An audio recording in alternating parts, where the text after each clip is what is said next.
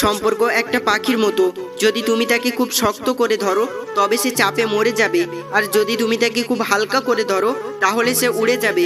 কিন্তু যদি তুমি তাকে খুব যত্নের সাথে ধরো তবে সে থেকে যাবে। সম্পর্কটা ততক্ষণ পর্যন্ত সুন্দর থাকে যতক্ষণ পর্যন্ত একজনের কথা অপরজনের কাছে কোনো কিছু গোপন থাকে না। সম্পর্কটা তখনই একটু একটু করে দূরত্ব সৃষ্টি হয়ে যায় যখন একজন অন্যজনের কাছে কথা গোপন করতে শুরু করে।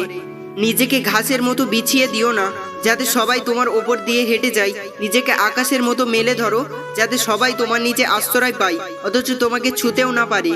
জন্ম নেওয়া ভাগ্যের ব্যাপার, মৃত্যু হওয়া সময়ের ব্যাপার, কিন্তু মৃত্যুর পরেও মানুষের মনে থাকা কর্মের ব্যাপার। জীবন থেকে পালিয়ে বাঁচা যায় না, জীবনে সমস্যা থাকবেই। হয় নিজে সমাধান করো, নয়তো সময়ের হাতে ছেড়ে দাও। আজ তুমি যেখানে আছো সেটা তোমার অতীতের কর্মের ফল, কাল তুমি যেখানে পৌঁছাবে সেটা তোমার আজকের কর্মের ফল।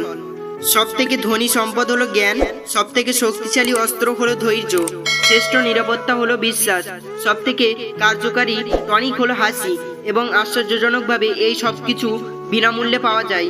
পৃথিবীতে সবচেয়ে কঠিন চাকরি হলো গৃহবধূ হওয়া।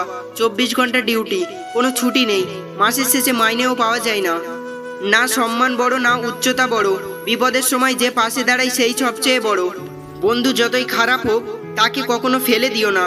মনে রেখো, জল যতই খারাপ হোক তা কিন্তু আগুন নেভানোর কাজে লাগে। কিছু কিছু মানুষ নিজেকে নিয়ে অহংকার করে খুব বড় ভাবে, কিন্তু তারা হয়তো জানে না ফুলের সৌরভ আর মানুষের গৌরব বেশি দিন টেকে না।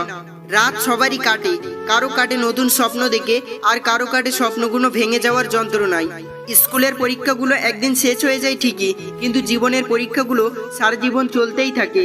জীবনটা সফল করার জন্য কথার সঙ্গে নয়, রাতের সঙ্গে লড়তে হয়। ভালো বই আর ভালো মানুষ তাড়াতাড়ি বোঝা যায় না, সেটিকে পড়তে হয়, তবেই ভালো করে বোঝা যায়।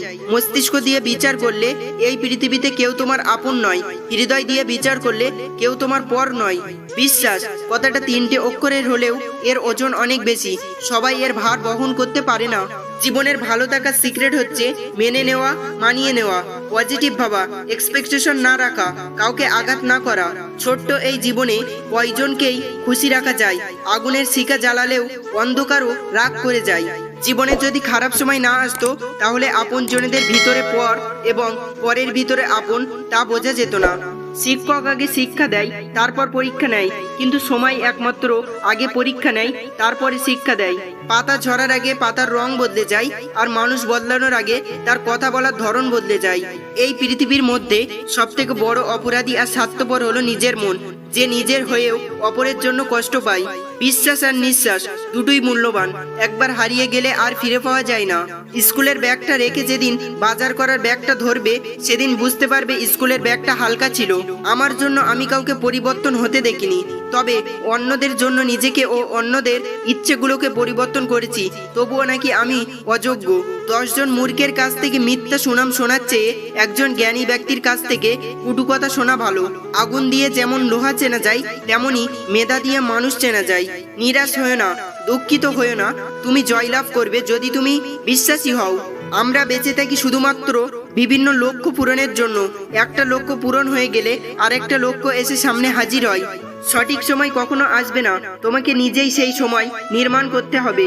যখন আমরা অন্য কাউকে পরামর্শ দিতে থাকি তখন আমরা ভালোই পরামর্শ দিই, কিন্তু যখন আমরা নিজেরাই সেই পরিস্থিতির মধ্যে পড়ি তখন বোকার মতো কাজ করতে থাকি।